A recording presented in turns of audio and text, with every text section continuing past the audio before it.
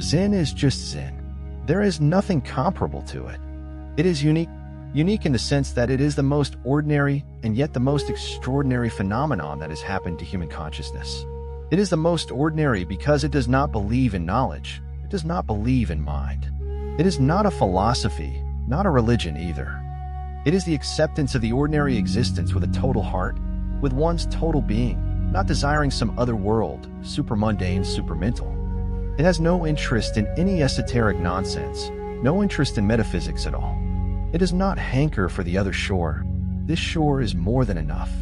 Its acceptance of this shore is so tremendous that through that very acceptance it transforms the shore, and this very shore becomes the other shore.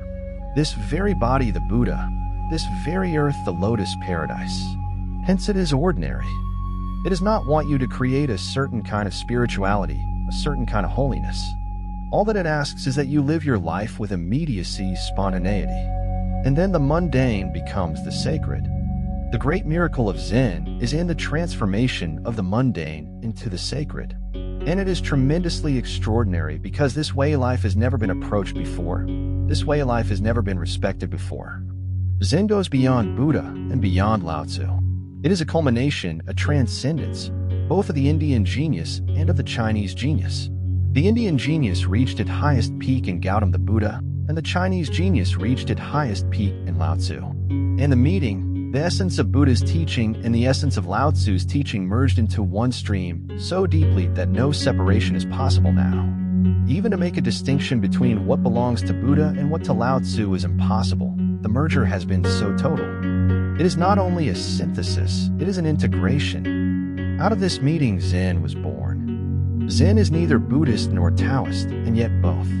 To call Zen Zen Buddhism is not right because it is far more. Buddha is not so earthly as Zen is. Lao Tzu is tremendously earthly, but Zen is not only earthly, its vision transforms the earth into heaven. Lao Tzu is earthly, Buddha is unearthly, Zen is both, and in being both, it has become the most extraordinary phenomenon. The future of humanity will go closer and closer to the approach of Zen, because the meeting of the East and West is possible only through something like Zen, which is earthly and yet unearthly. The West is very earthly, the East is very unearthly. Who is going to become the bridge? Buddha cannot be the bridge. He is so essentially Eastern, the very flavor of the East, the very fragrance of the East, uncompromising. Lao Tzu cannot be the bridge. He is too earthly. China has always been very earthly. China is more part of the Western psyche than of the Eastern psyche. It is not an accident that China is the first country in the East to turn communist, to become materialist, to believe in a godless philosophy, to believe that man is only matter and nothing else. This is not just accidental. China has been earthly for almost 5,000 years. It is very Western. Hence Lao Tzu cannot become the bridge. He is more like Zorba the Greek. Buddha is so unearthly, you cannot even catch hold of him. How can he become the bridge? When I look all around, Zen seems to be the only possibility, because in Zen, Buddha and Lao Tzu have become one. The meeting has already happened. The seed is there, the seed of that great bridge which can make East and West one. Zen is going to be the meeting point. It has a great future, a great past, and a great future. And the miracle is that Zen is neither interested in the past nor in the future. Its total interest is in the present. Maybe that's why the miracle is possible, because the past and the future are bridged by the present. The present is not part of time. Have you ever thought about it? How long is the present? The past has a duration, the future has a duration. What is the duration of the present? How long does it last? Between the past and the future, can you measure the present? It is immeasurable. It is almost not. It is not time at all. It is the penetration of eternity into time. And Zen lives in the present. The whole teaching is how to be in the present, how to get out of the past, which is no more, and how not to get involved in the future, which is not yet, and just to be rooted, centered in that which is. The whole approach of Zen is of immediacy, but because of that, it can bridge the past and the future. It can bridge many things. It can bridge the past and the future. It can bridge the East and the West. It can bridge body and soul. It can bridge the unbridgeable worlds, this world and that, the mundane and the sacred. Before we enter into this small anecdote, it will be good to understand a few things. The first The masters do not tell the truth. Even if they want to, they cannot. It is impossible. Then what is their function? What do they go on doing? They cannot tell the truth, but they can call forth the truth which is fast asleep in you. They can provoke it, they can challenge it. They can shake you up, they can wake you up. They cannot give you God, truth, nirvana, because in the first place you already have it all with you. You were born with it. It is innate, it is intrinsic. It is your very nature. So anybody who pretends to give you the truth is simply exploiting your stupidity, your gullibility. He is cunning and utterly ignorant too. He knows nothing, not even a glimpse of truth has happened to him. He is a pseudo-master. Truth cannot be given. It is already in you. It can be called forth, it can be provoked. A context can be created, a certain space can be created in which it rises in you and is no more asleep, becomes awakened. The function of the master is far more complex than you think. It would have been far easier, simpler, if truth could be conveyed. It cannot be conveyed, hence indirect ways and means have to be devised. The New Testament has the beautiful story of Lazarus. Christians have missed the whole point of it.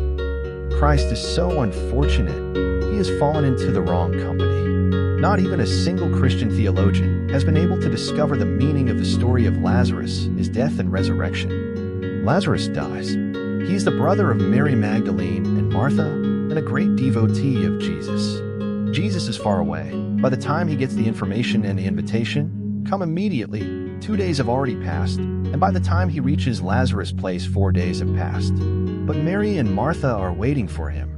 Their trust is such. The whole village is laughing at them. They are being stupid in others' eyes because they are keeping the corpse in a cave. They are watching day in, day out, guarding the corpse. The corpse has already started stinking. It is deteriorating. The village people are saying, "You are fools. Jesus cannot do anything. When somebody is dead, somebody is dead." Jesus comes. He goes to the cave. He does not enter into the cave. He stands outside and calls Lazarus forth. The people have gathered. They must be laughing. This man seems to be crazy. Somebody says to him, "What are you doing?" He is dead. He has been dead for 4 days. In fact, to enter into the cave is difficult. His body is stinking. It is impossible. Whom are you calling? But unperturbed, Jesus shouts again and again, "Lazarus, come out!" And the crowd is in for a great surprise. Lazarus walks out of the cave, shaken, shocked, as if out of a great slumber, as if he had fallen into a coma. He himself cannot believe what has happened, why he is in the cave. This, in fact, is just a way of saying what the function of a master is. Whether Lazarus was really dead or not is not the point. Whether Jesus was capable of raising the dead or not is not the point. To get involved in those stupid questions is absurd. Only scholars can be so foolish. No man of understanding will think that this is something historical. It is far more. It is not a fact, it is a truth. It is not something that happens in time, it is something more, something that happens in eternity. You are all dead. You are all in the same situation as Lazarus. You are all living in your dark caves. You are all stinking and deteriorating, because death is not something that comes one day, suddenly. You are dying every day. Since the day of your birth you have been dying. It is a long process. It takes 70, 80, 90 years to complete it. Each moment something of you dies, something in you dies, but you are absolutely unaware of the whole situation. You go on as if you are alive. You go on living as if you know what life is. The function of the master is to call forth, "Lazarus, come out of the cave. Come out of your grave. Come out of your death." The master cannot give you the truth, but he can call forth the truth.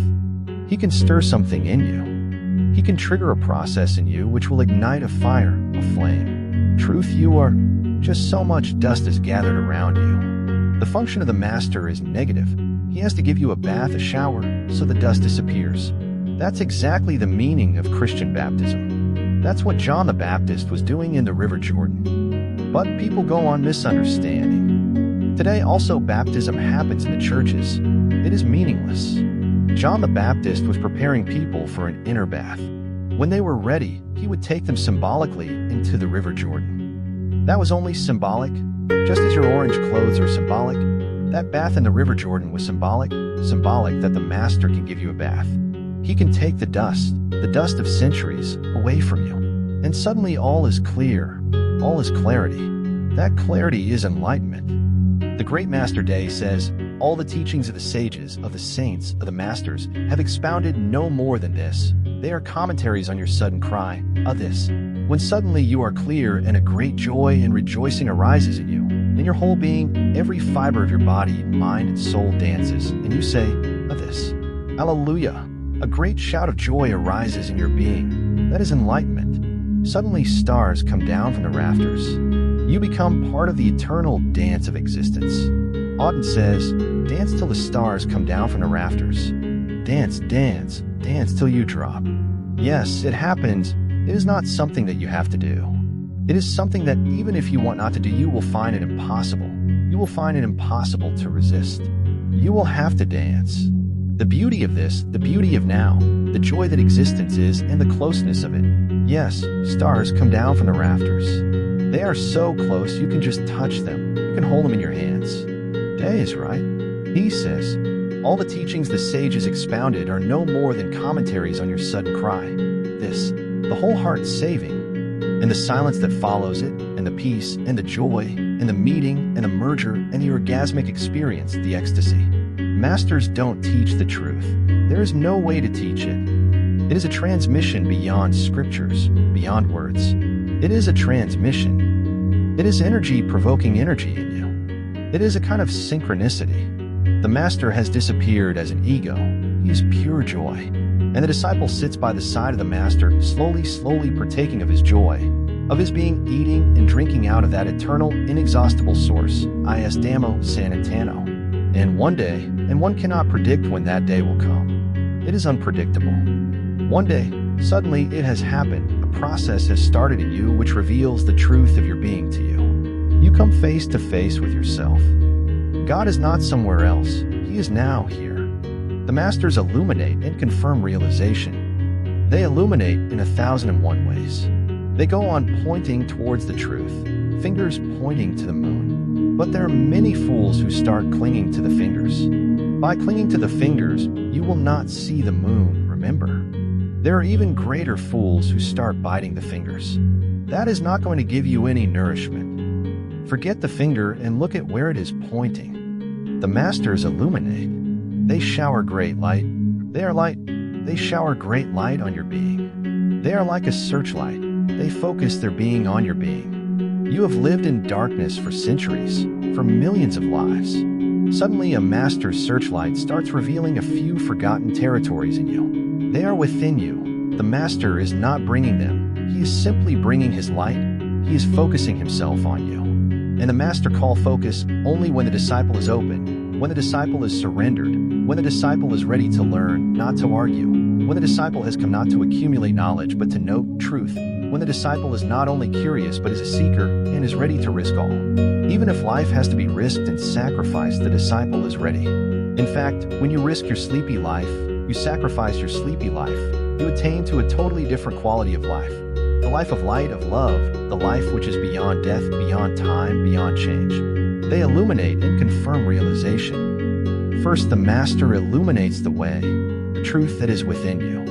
And secondly, when you realize it, when you recognize it, it is very difficult for you to believe that you have attained it. The most unbelievable thing is when realization of truth happens to you, because you have been told that it is very difficult, almost impossible, and that it takes millions of lives to arrive at it.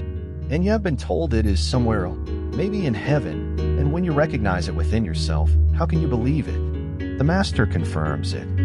He says, yes, this is it. His confirmation is as much needed as his illumination. He begins by illuminating and ends by confirming. The Masters are evidence of truth, not its proof. Meditate over the subtle difference between evidence and proof. The Master is an evidence. He is a witness. He has seen. He has known. He has become. You can feel it. The evidence can be felt. You can come closer and closer. You can allow the fragrance of the Master to penetrate to the innermost core of your being. The Master is only evidence. He is not proof.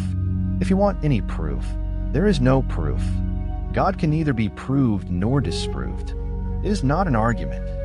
God is not a hypothesis, it is not a theory, it is experience. The Master is living evidence. But to see it, you will need a different approach than you are accustomed to. You know how to approach a teacher, how to approach a professor, how to approach a priest. They don't require much because they simply impart information which can be done even by a tape recorder, or by a computer, or by a gramophone record, or by a book. I was a student in a university. I never attended the classes of my professors.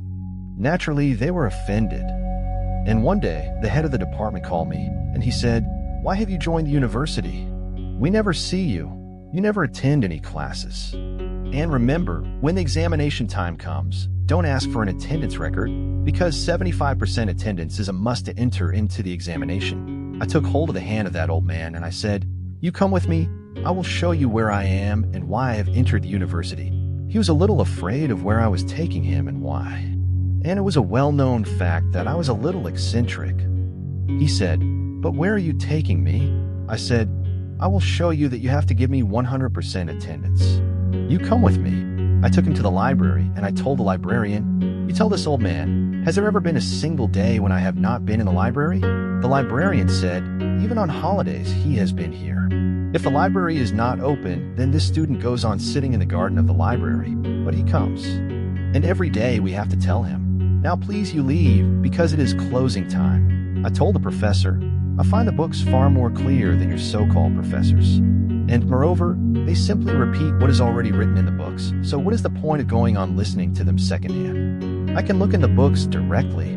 I told him, "If you can prove that your teachers are teaching something which is not in the books, then I am ready to come to the classes.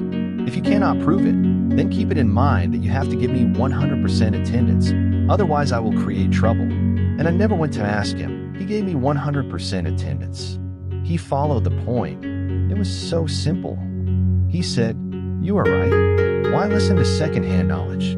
You can go directly to the books." I know those professors. I myself am just a gramophone record. "The truth is," he said to me, "that for 30 years I have not read anything. I just go on using my old notes. For 30 years he has been teaching the same thing again and again and again. And in 30 years' time, millions of books have been published. You know how to approach a teacher, you know how to approach a book, you know how to approach dead information, but you don't know how to approach a master. It is a totally different way of communing. It is not communication. It is communion, because the Master is not a proof but an evidence. He is not an argument for God, he is a witness for God. He does not possess great knowledge about God, he knows. He is not knowledgeable, he simply knows. Remember, to know about is worthless. The word about means around. To know about something means to go on moving in circles, around and around. The word about is beautiful. Whenever you read about, read around. When somebody says, "I know about God," read, he knows around God.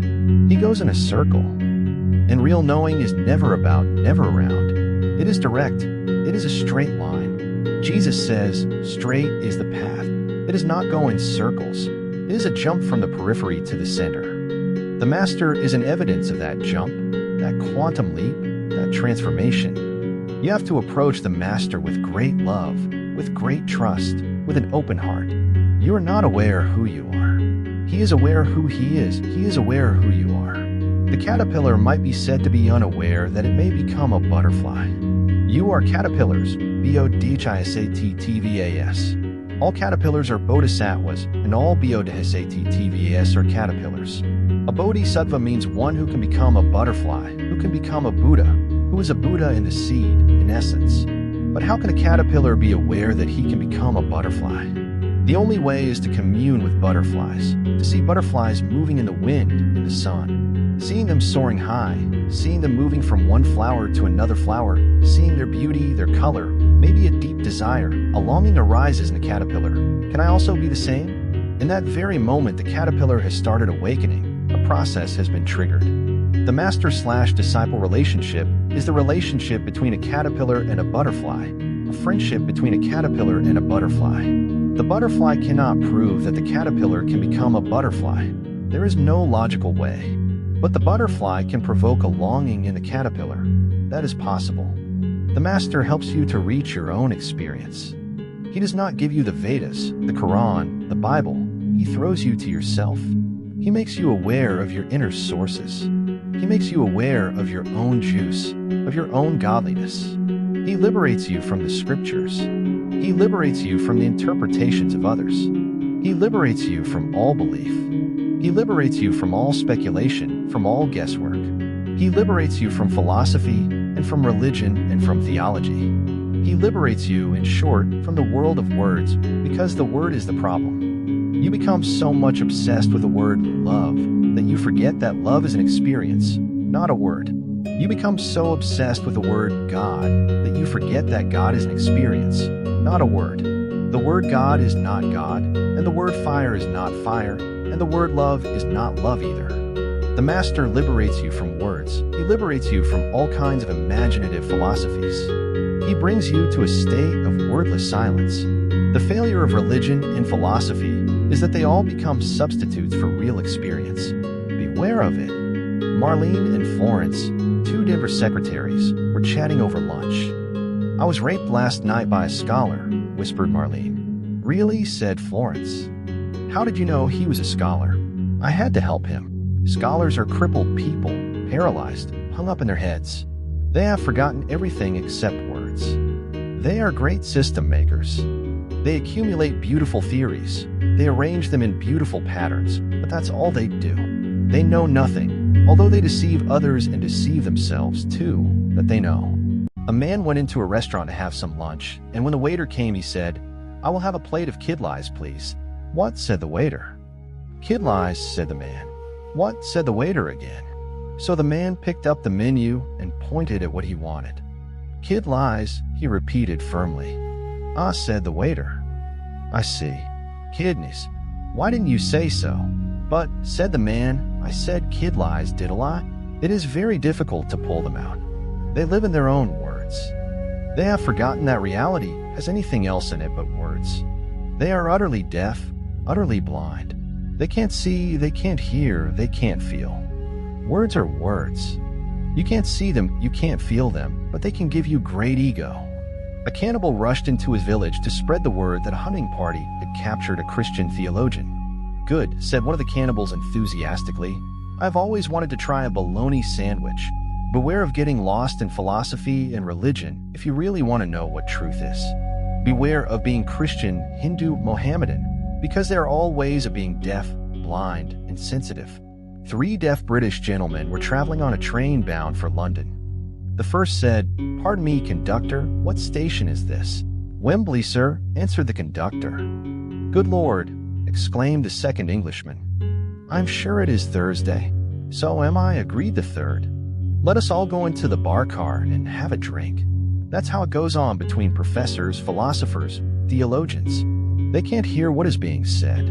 They have their own ideas, and they are so full of them, so many thick layers of words, that reality cannot reach them. Zen says, if you can drop philosophizing, there is a hope for you. The moment you drop philosophizing, you become innocent like a child. But remember, the Zen emphasis on not knowing does not mean that it emphasizes ignorance. Not knowing is not ignorance. Not knowing is a state of innocence. There is neither knowledge nor ignorance. Both have been transcended. An ignorant man is one who ignores. That's how the word comes. The root is ignoring. The ignorant person is one who goes on ignoring something essential. In that way, the knowledgeable person is the most ignorant person because he knows about heaven and hell, and he knows nothing about himself. He knows about God, but he knows nothing about who he is, what this consciousness inside is. He is ignorant because he is ignoring the most fundamental thing in life. He is ignoring himself. He is keeping himself occupied with the non-essential. He is ignorant, full of knowledge, yet utterly ignorant. Not knowing simply means a state of no mind. Mind can be knowledgeable. Mind can be ignorant. If you have little information, you will be thought ignorant. If you have more information, you will be thought knowledgeable. Between ignorance and knowledge, the difference is that of quantity, of degrees. The ignorant person is less knowledgeable, that's all. The very knowledgeable person may appear to the world as less ignorant, but they are not different. Their qualities are not different. Zen emphasizes the state of not knowing. Not knowing means one is neither ignorant nor knowledgeable. One is not knowledgeable because one is not interested in mere information, and one is not ignorant because one is not ignoring one is not ignoring the most essential quest. One is not ignoring one's own being, one's own consciousness. Not knowing has a beauty of its own, a purity. It is just like a pure mirror, a lake utterly silent, reflecting the stars and the trees on the bank. The state of not knowing is the highest point in man's evolution. Knowledge is introduced to the mind after physical birth. Knowing is always present, like the heart knowing how to beat, or a seed knowing how to sprout, or a flower knowing how to grow, or a fish knowing how to swim. And it is quite different from knowing about things. So please make a distinction between knowledge and knowing. The state of not knowing is really the state of knowing, because when all knowledge and all ignorance have disappeared, you can reflect existence as it is.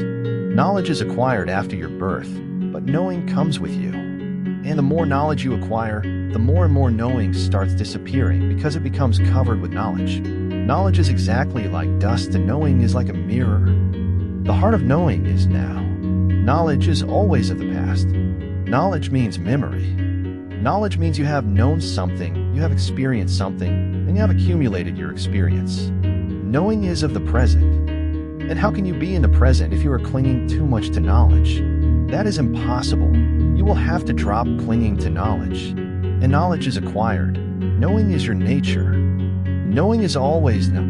The heart of knowing is now. And the heart of now. The word now is beautiful. The heart of it is the letter O, which is also a symbol for zero. The heart of now is zero, nothingness. When the mind is no more, when you are just a nothingness, just a zero, Buddha calls it exactly that, shunya, then everything that surrounds you, all that is within and without, is known, but known not as knowledge, known in a totally different way. The same way that the flower knows how to open, and the fish knows how to swim, and the child knows in the mother's womb how to grow, and you know how to breathe, even while asleep, even in a coma, you go on breathing, and the heart knows how to beat. This is a totally different kind of knowing, so intrinsic, so internal. It is not acquired, it is natural. Knowledge is got in exchange for knowing. And when you have got knowledge, what happens to knowing? You forget knowing. You have got knowledge, and you have forgotten knowing. And knowing is the door to the divine. Knowledge is a barrier to the divine. Knowledge has utility in the world. Yes, it will make you more efficient, skillful, a good mechanic, this and that. You may be able to earn in a better way. All that is there, and I am not denying it. And you can use knowledge in that way, but don't let knowledge become a barrier to the divine. Whenever knowledge is not needed, put it aside and drown yourself into a state of not knowing, which is also a state of knowing, real knowing. Knowledge is got in exchange for knowing, and knowing is forgotten. It has only to be remembered. You have forgotten it. The function of the master is to help you remember it. The mind has to be minded, for knowing is nothing but cognition, recollection, remembrance. When you come across some truth, when you come across a master, and you see the truth of his being, something within you immediately recognizes it. Not even a single moment is lost. You don't think about it, whether it is true or not. Thinking needs time. When you listen to the truth, when you feel the presence of truth, when you come into close communion with the truth, something within you immediately recognizes it, with no argumentation. Not that you accept, not that you believe, you recognize. And it could not be recognized if it were not already known somehow, somewhere, deep down within you. This is the fundamental approach of Zen. Has your baby brother learned to talk yet? Oh sure, replied little Mike. Now Mummy and Daddy are teaching him to keep quiet. The society teaches you knowledge. So many schools, colleges, universities, they are all devoted to creating knowledge, more knowledge, and planting knowledge in people. And the function of the master is just the opposite. What your society has done to you, the master has to undo. His function is basically antisocial, and nothing can be done about it. The master is bound to be antisocial. Jesus, Pythagoras, Buddha, Lao Tzu, they are all antisocial. Not that they want to be antisocial, but the moment they recognize the beauty of not knowing, the vastness of not knowing, the innocence of not knowing, the moment the taste of not knowing happens to them, they want to impart it to others, they want to share it with others. And that very process is antisocial. People ask me why the society is against me. The society is not against me. I'm antisocial. But I can't help it. I have to do my thing. I have to share what has happened to me, and in that very sharing, I go against the society. Its whole structure is rooted in knowledge, and the master's function is to destroy both knowledge and ignorance, and to bring you back your childhood. Jesus says, "Unless you are like small children, you will not enter into the kingdom of God." The society, in fact, makes you uprooted from your nature. It pushes you off your center. It makes you neurotic. Conducting a university course, a famous psychiatrist was asked by a student, "Sir, you have told us about the abnormal person and his behavior, but what about the normal person?" "When we find him," replied the psychiatrist, "we cure him." The society goes on curing normal people. Every child is born normal, remember? Then the society cures him. Then he becomes abnormal. He becomes Hindu, Mohammedan, Christian, communist, Catholic. There are so many kinds of neurosis in the world. You can choose, you can shop for whatever kind of neurosis you want. Society creates all kinds. All sizes and shapes of neurosis are available to everybody's liking. Zen cures you of your abnormality. It makes you again normal. It makes you again ordinary. It does not make you a saint, remember. It does not make you a holy person, remember. It simply makes you an ordinary person, takes you back to your nature, back to your source. This beautiful anecdote. Ascending to the high seat, Dogen Zenji said, Zen Master Hagen studied with Keishin Zenji. Once Keishin Zenji asked him, "Josiah, where do you go?" Hagen said, "I'm making pilgrimage aimlessly." Keishin said, "What is the matter of your pilgrimage?" Hagen said, "I don't know." Keishin said, "Not knowing is the most intimate." Hagen suddenly attained great enlightenment. Now meditate over each word of this small anecdote. It contains all the great scriptures of the world. It contains more than all the great scriptures contain, because it also contains not knowing. Ascending to the high seat. This is just a symbolic, metaphorical way of saying something very significant. Zen says that man is a ladder. The lowest rung is the mind, and the highest rung of the ladder is the no-mind. Zen says only people who have attained to no-mind are worthy enough to ascend to the high seat and speak to people, not everybody. It is not a question of a priest or a preacher. Christians train preachers. They have theological colleges where preachers are trained. What kind of foolishness is this? Yes, you can teach them the art of eloquence. You can teach them how to begin a speech, how to end a speech. And that's exactly what is being taught in Christian theological colleges.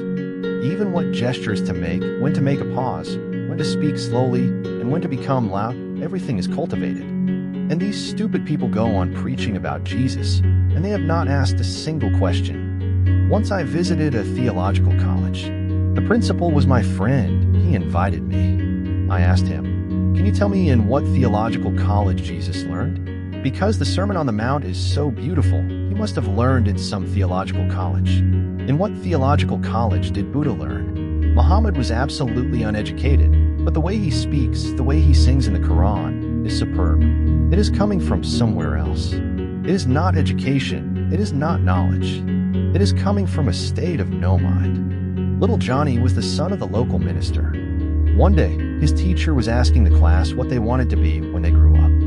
When it was his turn to answer, he replied, "I want to be a minister, just like my father." The teacher was impressed with his determination, and so she asked him why he wanted to be a preacher. "Well," he said thoughtfully, "since I have to go to church on Sunday anyway, I figure it would be more interesting to be the guy who stands up and yells than the one who has to sit down and listen. You can create preachers, but you cannot create masters." In India, the seat from where a master speaks is called Vyasa. Vyasa was one of the greatest masters India has ever produced, one of the ancient most Buddhists. He was so influential, his impact was so tremendous, that thousands of books exist in his name which were not written by him. But his name became so important that anybody who wanted to sell his book would put Vyasa's name on it instead of putting his own name. His name was guarantee enough that the book was valuable. Now scholars go crazy deciding which is the real book written by Vyasa. The seat from where a Buddha speaks is called the seat of the Buddha. Nobody else is allowed to ascend to the seat unless he has attained to no mind. Ascending to the high seat is a metaphor. It says the man has attained to the state of no mind. He has attained the state of not knowing, which is true knowing. Dogen Zenji said, Zen Master Hagen studied with Keishin Zenji. Once Keishin Zenji asked him, "Josiah, where do you go?" This is a Zen way of saying, what is your goal in life? Where are you going? It also implies another question. From where are you coming? What is the source of your life? It also implies, who are you? Because if you can answer where you are coming from and where you are going to, that means you must know who you are. The three most important questions are, who am I? From where do I come? And to where am I going? Caixin Zenji asked, Josie, where do you go? Hagen said, I am making pilgrimage aimlessly. See the beauty of the answer. This is how tremendously beautiful things transpire between a master and a disciple. He said, I am making pilgrimage aimlessly. If you're going to Kaaba, then it is not a pilgrimage because there is an aim in it. If you're going to Jerusalem or to Kashi, it is not a pilgrimage. Wherever there is a goal, there is ambition. And wherever there is ambition, there is mind, desire. And with desire, there is no possibility of any pilgrimage. A pilgrimage can only be aimless. See the beauty of it. Only a Zen master can approve it, and only a Zen disciple can say something so tremendously revolutionary. I am making pilgrimage aimlessly. The master asks, where are you going? And the disciple says, nowhere in particular. Aimlessly, just like a dry leaf in the wind, wherever the wind takes it, to the north, then the north is beautiful. To the south, then the south is beautiful, because all is divine. Wherever you go, you encounter him.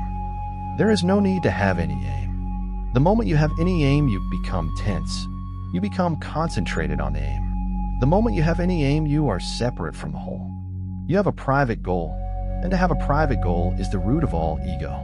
Not to have a private goal is to be one with the whole, and to be one with the whole is possible only if you are aimlessly wandering. A Zen person is a wanderer, aimless, with no goal, with no future. Moment to moment, he lives without any mind. Just like the dry leaf, he makes himself available to the winds. He says to the winds, take me wherever you want. If he rises on the winds high in the sky, he does not feel superior to others who are lying down on the ground. If he falls to the ground, he does not feel inferior to others who are rising on the wind high in the sky. He cannot fail. He cannot ever be frustrated. When there is no goal, how can you fail? And when you're not going anywhere in particular, how can you be in frustration? Expectation brings frustration. Private ambitions bring failures. The Zen person is always victorious, even in his failure. Caixin said, what is the matter of your pilgrimage?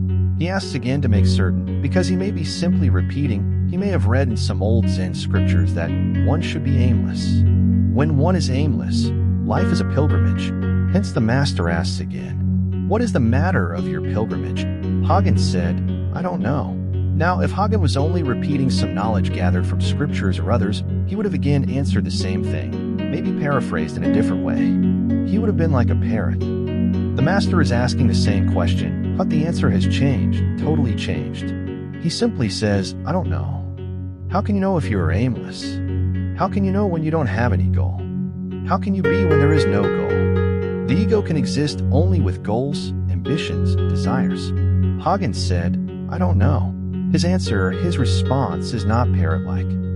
He has not repeated the same thing again. The question was the same, remember, but the answer has changed. That's the difference between a knowledgeable person and a man of knowing, the wise man, who functions out of a state of not knowing. I don't know. Caixin must have been tremendously happy.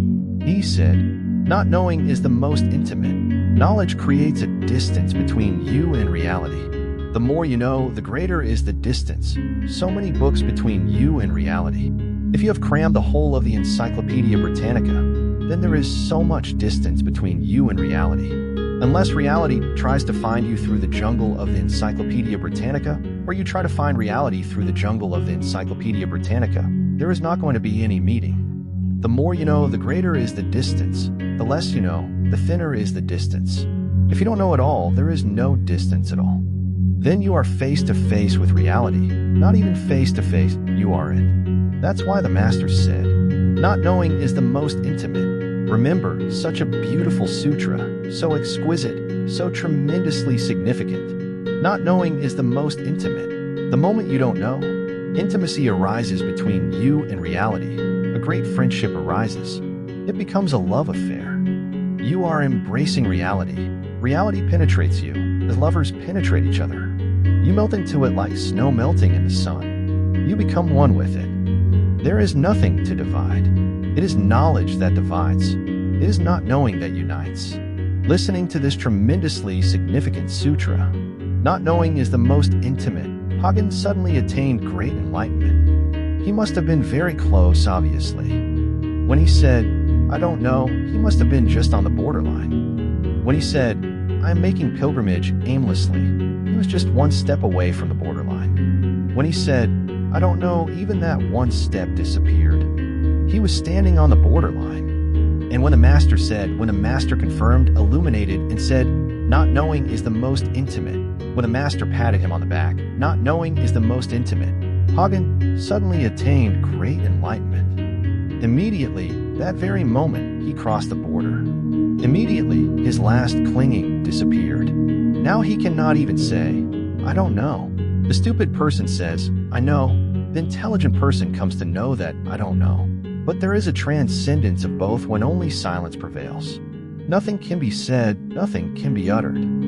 Hagen entered that silence, that great enlightenment, and suddenly, immediately, without any lapse of time. Enlightenment is always sudden, because it is not an achievement. It is already the case. It is only a remembering. It is only a reminding. It is only a recognition. You are already enlightened. You are just not aware of it. It is awareness of that which is already the case. Meditate over this beautiful anecdote. Let this sutra resound in your being. Not knowing is the most intimate, and one never knows.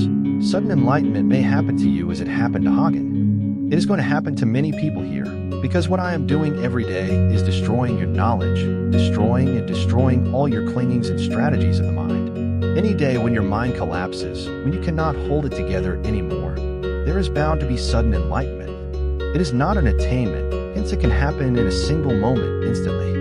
Society has forced you to forget it. My work here is to help you remember